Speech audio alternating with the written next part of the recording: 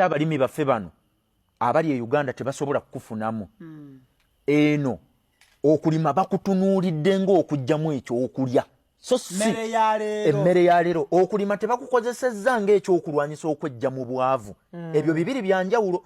Bw'oba otunuulidde okulima nga kw'osuubira okujja school fees, kw'osuubira okujja bw'oba otunuulidde okulima kw'osuubira school fees, kw'osuubira emmere, kw'osuubira okwambala n'ebintu ebirala byonna.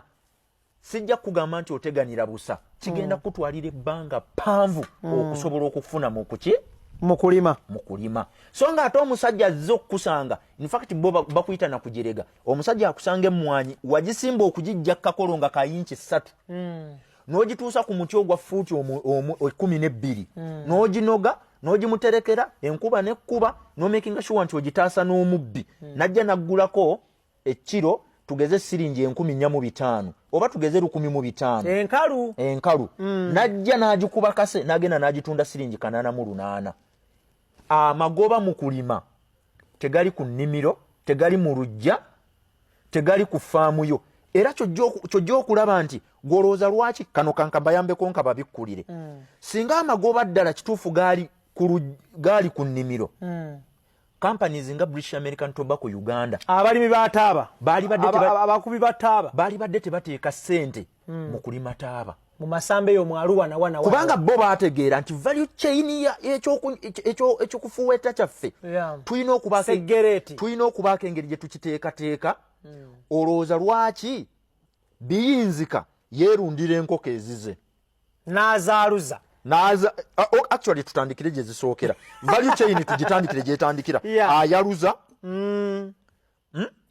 n'abukuza, n'alunda, n'amala n'asala, n'aleeta ne mu supermarket nga ne supermarket mwaleese yiye.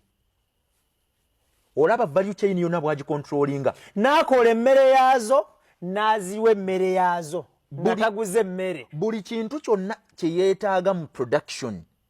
Buli kintu kyonna kye yeetaaga mu logistics, buli kintu kyonna kye yeetaaga mu marketing, buli kintu kyonna kye yeetaaga mu sales akirina. Kakati yasobola okuzanya n'emiwendo. Era olwaleero bw'oba ng'ozze ng'oyagala kumuteteeganya, kiri kye twayita disruption, ng'oyagala mu disruptinga, oba oyagala kuvuganya naye obeeko n'ekyomusuuza, ayinza okukulemerera. Omanyi lwaki?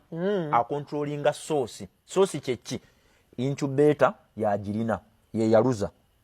Buruda oba gye bayita buluuda yagirina. Bw'aba nayo mulunzi azeerundira n'emmere gye zirya agyekolera. Kakati gwe emmere ogulangule oyaluliza wa neighbor oba olina wa mukwano gwo gy'otwala n'oyaluliza ne bakuwa enkoko. Eyo yonna cost.